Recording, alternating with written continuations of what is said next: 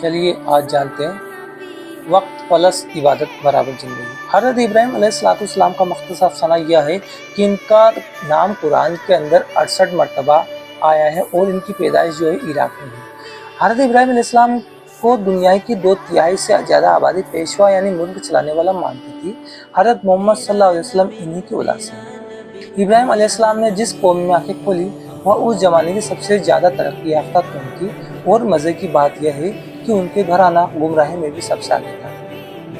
ان کے زمانے میں کوئی ایک آدمی بھی حق کو جاننے اور ماننے والا موجود نہ تھا، اور نہ ہی ان کا حق کی روشنی ان کو کہیں سے مل سکتی تھی۔ ابراہیم علیہ السلام اتنے بڑے ترقی یافتہ اور خاندانی فائدے کو لات مار کر صرف سچائی کے پیچھے دنیا بھر کی مصیبتیں مول لینے کو تیار ہو جایا کرتے تھے۔ ابراہیم علیہ السلام نے ہوش سنبھالتے ہی سوچنا شروع کیا اور فرمایا، جن میں خود اپنی مدد کرنے کی طاقت نہیں، وہ جو اپنے موت و زندگی کے بھی مالک نہیں، ان کے پاس دھرا کیا ہے؟ زمین و آسمان بھی، جتنی بھی چیزیں ہم کو نظر آتی ہے یا جن کو ہم کسی طرح جانتے ہیں، ان میں سے کوئی بھی ایسی نہ ہو جو خود محتاج نہ ہو، جو خود کسی طاقت سے دبی ہوئی نہ ہو، اور جس پر کبھی نہ کبھی کوئی زوال یا آپتی نہ آئے۔ صرف میری موت یا زندگی کے فائدے اور نقصان کا حقدار صرف وہی ہے جس نے سب کو پیدا کیا اور جس کے سب محتاج ہے، وہ جس کے ہاتھ میں سب کی موت اور زندگی ہے۔ ابراہیم علیہ السلام وہ ہستی ہے جنہوں نے حکومت جیسی بادشاہت بننا پسند نہیں کیا۔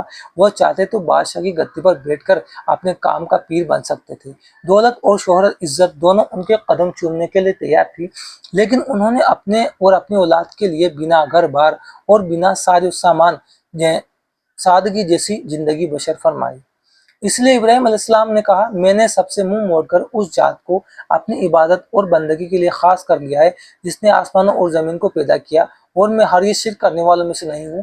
حضرت ابراہیم علیہ السلام نے سچائی کی خاطر گھر، خاندان اور حکومت کی مخالفت کو بھی برداشت نہیں کیا، مگر حق اور توحید کا دامن نہیں چھوڑا۔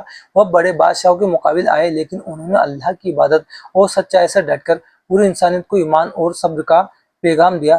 سچائی کا راستہ مشکل ہو سکتا ہے، مگر کامیابی کا اسی میں سے، کیونکہ وہ سچے خدا کی بندگی کی طرف لوگوں کو بلایا کرتے تھے۔ ابراہیم علیہ السلام وہ واحد شخص ہے جنہوں نے اللہ کے حکم کی تکمیل کی، یہاں تک کہ اپنی اولاد یعنی حضرت اسماعیل کو بھی اللہ کی راہ میں قربان کرنے کے لیے منع نہیں کیا۔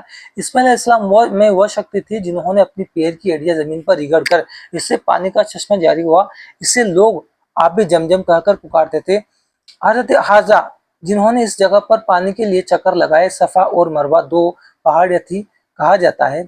اور دوسری طرف ابراہیم علیہ السلام کی دوسری بیوی حضرت سارہ جو فلسطین